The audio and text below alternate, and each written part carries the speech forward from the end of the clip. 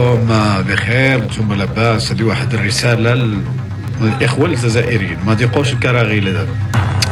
شوف، من حقكم تنتقدوا السياسة الخارجية المغربية، وحنا كذلك من حقنا ننتقدوا السياسة الخارجية ديال الجزائر، ولكن يجب عليكم احترام الشعار الوطني اللي هو الله الوطن الملك. إلا غادي تحترموا الشعار الوطني اللي فيه الوحدة الترابية والأراضي الحقة، والرمز ديالنا اللي هو محمد السادس نصره الله، والدين ديالنا، احترموا الشهداء ديالكم، احترموا الرموز ديالكم. ولكن باش تضربوا الأعراض ديال المغربيات،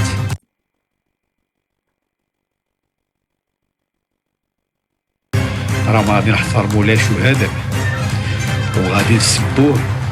انا تنقول لك، انا اولا طلع في لايف جزائري اي واحد ما يحترمش الشعار ديالي راه غادي نسبو، غادي نسبلو ماشي الشهداء.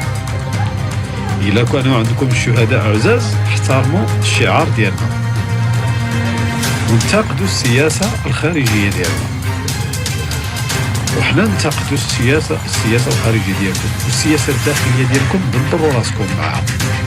وحنا كذلك السياسة الداخلية ديالنا من حقنا حنا اللي انتخبنا الحكومة ننتقدوها. ما يهمكمش حنايا اش تنعيشوا لداخل، وحنا كذلك طوابير اللي بغيتيو عيشوا هذاك الشيء شأن داخلي ديالكم. اظن ان الميساج وصل. الا كنتو تحترموا الشهداء ديالكم احترموا الشعار ديالنا. معاكم. السلام عليكم، معكم الدرون المغربي. انا الان في وهران.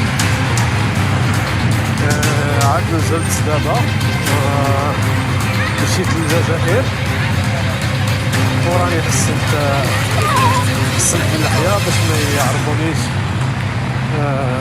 الجزائريين. انا تقريبا واحد كل ساعة غادي نصيفط لكم تصاور من البنايات ديال الأقدام السوداء اللي كاينين في وهران، وغادي نصور لكم المعاناة ديال المواطن الجزائري من الماء. المهم انتظروا الجديد. راني تنتكلم دابا وانا داير احتياطات ديالي. المهم حتى الفيديو اخر